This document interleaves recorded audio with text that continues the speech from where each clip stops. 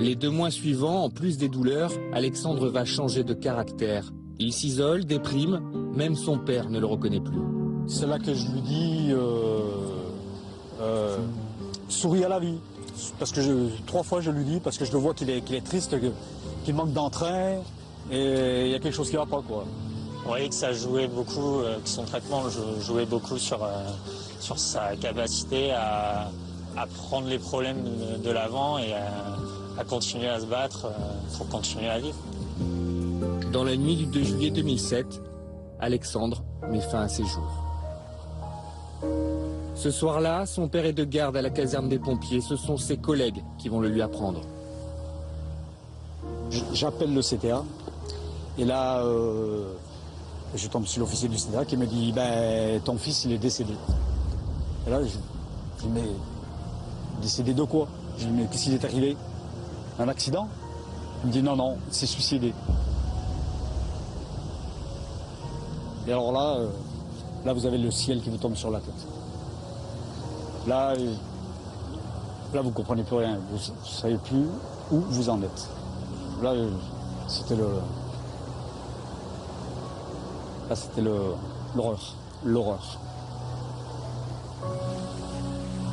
Dès lors, Daniel n'a qu'une obsession, comprendre le geste de son fils. Il n'a aucune piste, à part peut-être cette question posée par le médecin du SAMU. Le médecin du SAMU qui demande s'il suivait un traitement. Ben, il suivait un traitement pour l'acné. Et le médecin c'est le Roaccutane. Daniel ne comprend pas sur l'instant. Pourquoi lui parle-t-il de ce médicament? Quel peut être le rapport avec le suicide de son fils? On se pose des milliers de questions. Et personne ne vous apporte de réponse, vous ne savez plus où vous en êtes. Et là, 3 jours après, il y a le commissaire de police qui m'appelle et me dit votre fils a laissé un message posthume dans le brouillon du portable. Ce message va être le point de départ du combat de Daniel. Il le considère comme un testament, comme l'explication du geste de son fils. Alors voici ce qu'il a marqué. Je ne sais pas ce que j'ai depuis 3 semaines, mais là j'en ai marre, j'en peux plus. J'ai toujours mal quelque part, les articulations, le dos, les ongles incarnés, ma peau qui me gratte tout le temps. C'est des petites choses, mais accumulées c'est dur. J'aime toujours Manon. Même si je ne vous l'ai jamais dit, je suis heureux que vous soyez mes parents. Voilà, tout le texte qu'il a, voilà, avant de passer à 2h50 du matin, il a fait ce message et puis il est parti. Là, on voit bien qu'il parle du traitement, quoi. Parce que c'est ce qu'il parle en premier. Il parle des articulations, du dos, la peau qui le gratte tout le temps. Puis en plus, il dit, je ne sais pas ce que j'ai, mais là, j'en ai marre, j'en peux plus. Donc là, on voit que c'est au niveau psychique, moral, qu'il se passe quelque chose. Dans les heures qui suivent, j'appelle la dermatologue. Vous imaginez l'état du soignant que je suis à l'annonce d'une telle nouvelle. Et j'essaye de comprendre si le médicament qu'il avait pris jusqu'alors et qui théoriquement il venait de terminer de prendre avait pu être en rapport avec ce suicide complètement surprenant et complètement inattendu. Je n'ai trouvé aucune autre explication sauf celle que soit il a été victime d'un coup de folie inexpliqué, donc quelque chose qui relève du domaine de la psychiatrie, ou bien effectivement cet acte est à mettre en rapport avec quelque chose qui a pu être déréglé par ce médicament. La question subsiste toujours. Mais pour Daniel, le médicament serait bien la cause du suicide de son fils. Mais comment le prouver? À qui en parler? Ces investigations vont le conduire à Berne, la capitale de la Suisse, où siègent quelques-uns des grands groupes pharmaceutiques, secoués en 2006 par un documentaire choc sur l'isotrétinoïne. Mourir pour des boutons. À l'origine de ce reportage, cette journaliste, Serena Tirani. Elle a enquêté plusieurs années sur ce traitement, interrogé les laboratoires, les scientifiques, recueilli les témoignages de dizaines de parents qui ont tous vécu le même drame que Daniel. Mon enquête a été un processus très long. On a recherché beaucoup, on a été aux États-Unis, on a vraiment beaucoup voyagé aussi. Mais je dois dire la chose la plus étonnante, c'est vraiment la réaction qu'on a eue. Ici, en Suisse, en fait, le documentaire a créé le scandale, c'est-à-dire qu'il a été diffusé dans les 3 langues nationales, il a donné naissance à des commissions, des discussions, etc. Beaucoup d'interrogations et de doutes aussi dans tout le pays et pas seulement ici. On va en parler ce soir. Après l'émission, on a reçu plein de témoignages, on a reçu quelques 300 témoignages, et ça c'était 2006-2007. Maintenant, aujourd'hui, après 5 ans, tu reçois des lettres qui sont effrayantes, quoi. Il y a des histoires humaines qui sont extrêmement dures. Et la chose qui plus nous a choqués, c'est qu'il s'agit très souvent de témoignages très similaires. Franchement, là, c'est vrai que je me sentais moins seul au monde. Je me suis dit, là, il faut que tu fasses quelque chose. Il faut que tu essaies d'en parler, de faire connaître ces dangers à tout le monde. Voilà, pour pas que ça recommence. Alors, Daniel se jette à corps perdu dans ce combat. Au mépris de sa vie privée, il lui a déjà coûté un divorce. Il veut interpeller les laboratoires. Roche, tout d'abord, qui a inventé la molécule, mais qui en a arrêté la production en 2008, quand elle est tombée dans le domaine public. Mais aussi ceux qui continuent à la commercialiser sous forme de médicaments génériques. Daniel serait parvenu à obtenir un rendez-vous.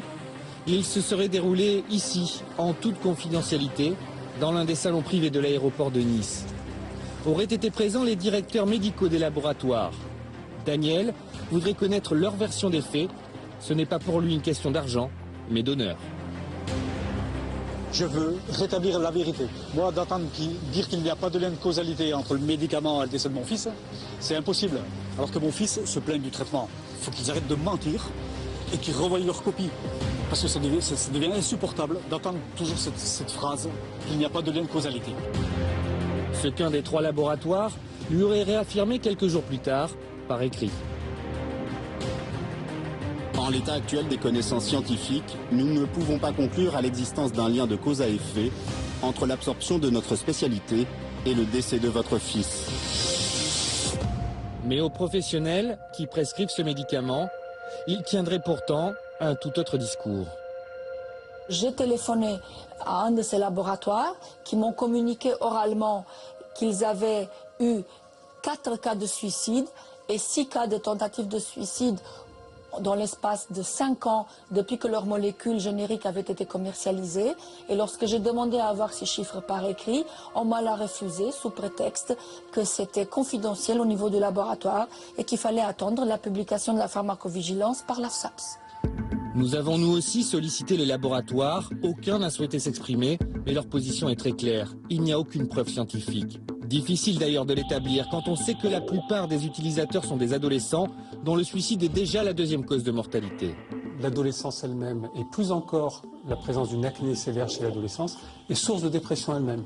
Alors qu'est-ce qu'on doit faire? Est-ce qu'on doit empêcher, interdire un médicament qui au contraire va peut-être améliorer la dépression de l'adolescent, lui permettre de se réinsérer dans le milieu social, de retourner au lycée, parce qu'on voit parfois les adolescents qui se coupent de leur milieu social, qui ne vont plus au lycée parce qu'ils ont tellement de lésions d'acné qu'ils ne peuvent plus se montrer, qu'ils ne peuvent plus côtoyer leurs amis, qu'ils ne sortent plus. Donc est-ce que sous prétexte que l'adolescent est dépressif, en sachant que cette dépression est peut-être due à l'acné, il faut qu'on arrête de prescrire les isotrétinoïnes, ou est-ce qu'il faut le faire au contraire, prudemment, en s'entourant de toutes les possibilités de surveillance nécessaires, mais est-ce qu'au contraire on ne va pas sortir de l'adolescent de ce gros problème lié à l'acné? Donc on ne peut pas dire il y a dépression, je ne traite pas, c'est pas possible. Daniel en a bien conscience. Il ne cherche d'ailleurs pas à faire interdire ce médicament. 10 000 personnes l'utilisent chaque année en France. Mais il se bat pour que son utilisation soit mieux encadrée, qu'il soit réservé à des cas extrêmes et accompagné d'un suivi psychologique.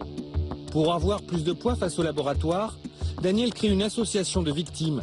Il reçoit des centaines d'appels de parents en détresse. À Marseille, ce jour-là, Daniel va rencontrer l'un d'entre eux. Avec lui, Fabienne, sa nouvelle compagne, et Hakim, un autre membre de l'association qui a pris ce traitement et en a subi un profond mal-être. Ils vont voir un père dont le fils vient de se suicider. Je sais pas. Non, c'est parce qu'ils n'ont pratiquement rien vu. Un peu comme le cas de mon fils. Chanté. Luc a perdu son fils en mai dernier. Je sais pas, Stéphane. Thomas, 17 ans. Il souffrait d'une acné importante. Il était sous traitement depuis 5 mois. Je réalise pas, oui, il est plus là. Mais j'ai toujours le sentiment que je veux le voir arriver. Enfin, c'est assez particulier comme sentiment. Et moi, ce qui me hante le plus, c'est de me dire pourquoi. Pourquoi est-ce que on lui a donné ce traitement? Parce qu'on se sent quand même un petit peu coupable. Hein. Voilà. C'était, je crois que c'était un peu comme ton fils, un garçon. C'était un bel enfant. Quelqu'un de très affectueux, très sensible, très joueur, très taquin, enfin, la joie de vivre, quoi. Hein. Donc rien qu'il essaie d'imaginer qu'il pourrait se passer ça. Voilà, rien du tout. Aucun signe avant-coureur, pas de précédent, voilà. Au bout de combien de mois de traitement, là? Il avait encore un mois de traitement, ça faisait 5 mois de traitement. Ah, d'accord. Ouais. Il devait terminer un mois après. Quand il a fait son geste, il restait 2 jours de traitement, lui. C'est terrible. Je pense que ce traitement a dû accentuer toutes les angoisses, toutes les phobies que peut avoir un jeune de cet âge-là. Je reste persuadé que le traitement, s'il n'est pas le facteur unique, a été un facteur très, très, très aggravant. Très aggravant. Voilà. Ça, j'en suis persuadé. On ne m'enlèvera pas ça de l'esprit. Je savais que c'était un médicament un peu particulier, mais je l'ai découvert la notice qu'a posteriori. Voilà. Parce que 152 effets indésirables, quand même, tu vois, tous les médicaments n'ont pas 152. Hein. Oui, ben moi, c'est surtout quand je vois qu'il est marqué noir sur blanc, oui, que ça peut occasionner des causes de suicide, aussi infimes soient-elles, même s'il n'y en a qu'un, c'est le suicide de trop. Moi, c'est ça qui m'a fait peur aussi. Il faut qu'il y ait combien de gens qui meurent, il faut qu'il y ait combien de familles dans le deuil, et il faut qu'il y ait combien de personnes qui aient des séquelles à vie. Pourquoi vous les rencontrez aujourd'hui? Tout simplement parce que ce sont les seules personnes qui peuvent comprendre mon désarroi, les raisons qui font que je suis en colère. Parce qu'on partage malheureusement les mêmes expériences. Et parce que je veux, pour moi, ça va devenir le combat de ma vie. Il n'est pas prouvé que ce soit la raison de ces suicides. Il n'est pas prouvé non plus que ça n'en soit pas la cause. Mais comme tu dis, on connaît ses enfants. Et quand il y a un doute aussi fort sur un sujet aussi lourd, je pense que par principe, on arrête.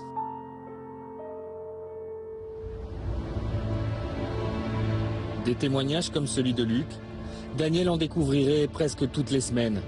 En 3 ans, il aurait déjà reçu 1200 mails, dont 50 parleraient de suicide et 350 de tentatives ou de mal-être, comme le fils de Fabienne, sa compagne. C'est d'ailleurs à travers ce combat qu'ils se sont rencontrés. Aujourd'hui, il tente d'informer ses parents ou ses ados qui ne comprennent pas ce qui leur arrive. Dépressif depuis 8 mois, s'est défenestré dimanche. Il est miraculeusement en vie. J'avais remarqué qu'il pouvait facilement rester une nuit entière sans dormir, sans pour cela dormir dans la journée ou être fatigué. Une semaine avant Noël, il a disparu une nuit et on l'a retrouvé errant tout seul. C'est cette nuit-là qu'il nous a envoyé son premier message SMS. J'en ai marre de la vie, je vais me foutre en l'air. C'est une lettre de désespoir que je vous écris. Mon histoire est celle d'un enfant de 16 ans qui avait pris de l'acné, était plein de vie et avait la vie devant soi. On a prescrit à cet enfant du Roaccutane et toute la vie s'en est allée. Je vais maintenant me suicider à cause du Roaccutane. Par pitié, pour d'autres personnes à qui il n'a pas été prescrit, il n'est pas trop tard.